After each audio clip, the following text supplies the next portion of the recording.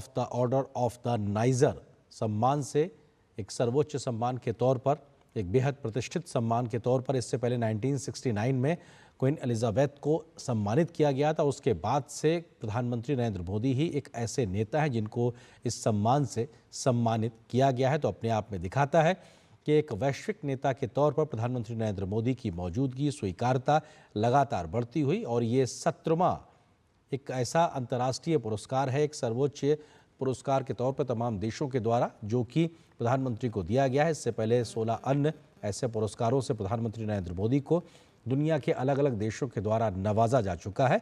और नाइजीरिया के द्वारा the grand commander of the order of the niger सम्मान से प्रधानमंत्री नरेंद्र मोदी को सम्मानित किया गया। प्रधानमंत्री के नाइजीरिया पहुंचने पर ही इस सम्मान को देने की घोषणा की गई थी, और इस घोषणा के साथ ही एक तरीके से भारत और नाइजीरिया के संबंधों में एक नई ऊंचाई देखने को मिली, और प्रधानमंत्री नरेंद्र मोदी के दोनों देशों के बीच के संबंधों को व्यक्तिगत तौर से आगे बढ़ाने पर उनकी कोशिश को एक तरीके से देखा जा सकता है।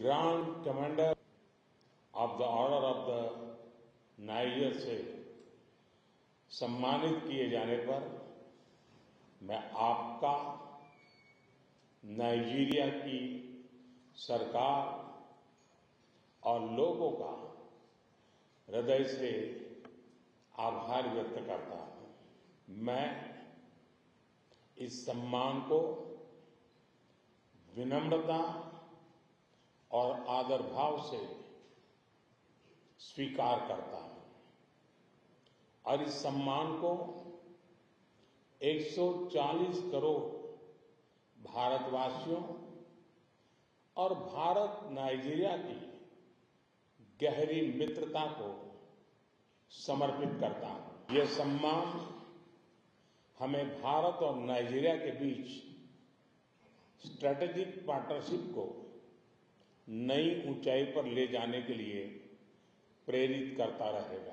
फ्रेंड्स, भारत और नाइजीरिया के संबंध आपसी सहयोग, सद्भाव और परस्पर सम्मान पर आधारित है।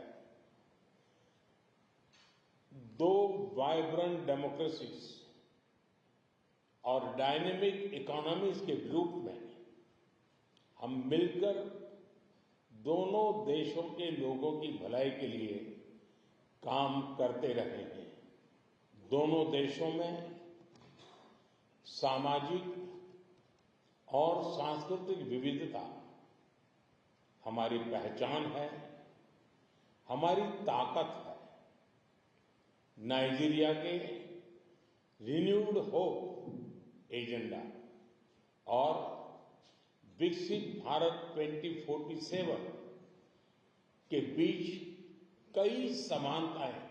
पिछले साल राष्ट्रपति तिनुबू की भारत यात्रा से हमारे संबंधों में नया आयाम जुड़ा है।